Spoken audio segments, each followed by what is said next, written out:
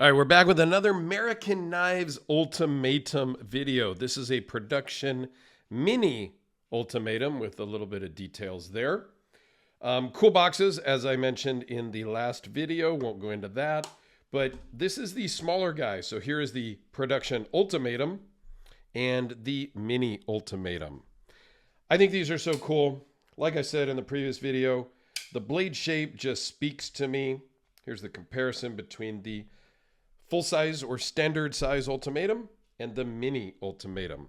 These both come to me from a viewer, Kevin, that is here local to me in the San Francisco Greater Bay Area. So hopefully when I'm done, I've got this one to film and one more custom to film. I can hook up with him for lunch and give him back. It's kind of my plan and my goal. So what's very cool about this is, and other makers have done this as well, even though it's a production version, they have a fancier version with the Damascus steel blade. This particular one comes with not only the thumb stud opening, the front flip opening, but also a flipper tab here on the back. So it gives you all the options, which is kind of good because for me and my hands, it's a little small. And so the flipper tab doesn't necessarily work the best for me. It's a little uncomfortable because of the angle, and it's a short lock bar. So there's a little bit more tension because you can't get as much leverage with a shorter bar. So it's a little bit of a tighter detent than it would be on the bigger version. Okay. But it works great either way, any which way you open it.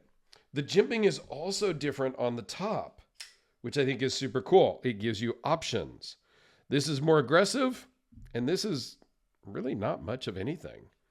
But it is, it looks good, right?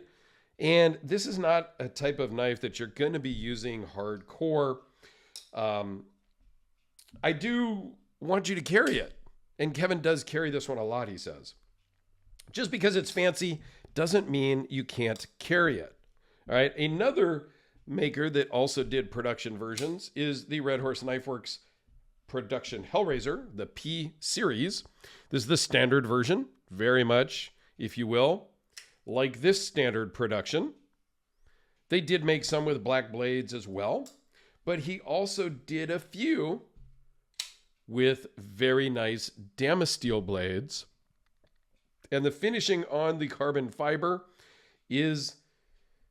it's just different. I can't explain it. It's more premium. It's elevated.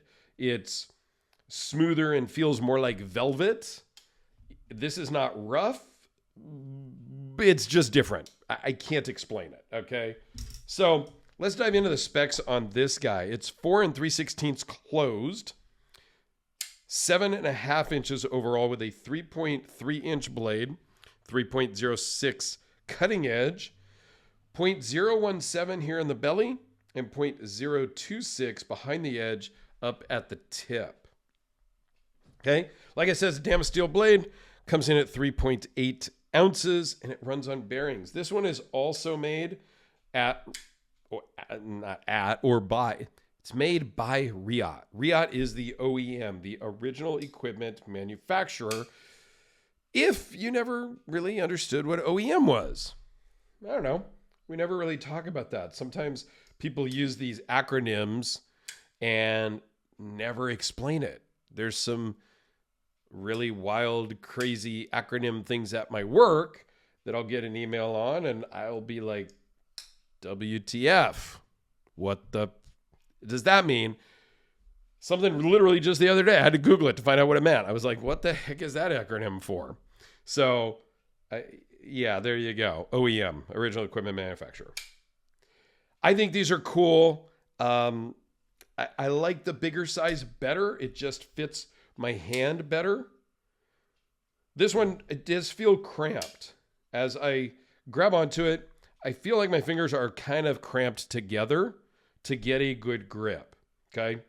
They're not really cramped together, but it does feel cramped, if that makes sense. And I'm sure you guys understand. Okay. This is not new information, but I think Riyadh did a great job. I think that it's super cool that Kurt did and is offering a production versions to make them more accessible to people. I just think that's super cool. Yeah, I don't know what more to say, guys. I think these are great. I like Kurt as a human. We've chatted a lot at different shows.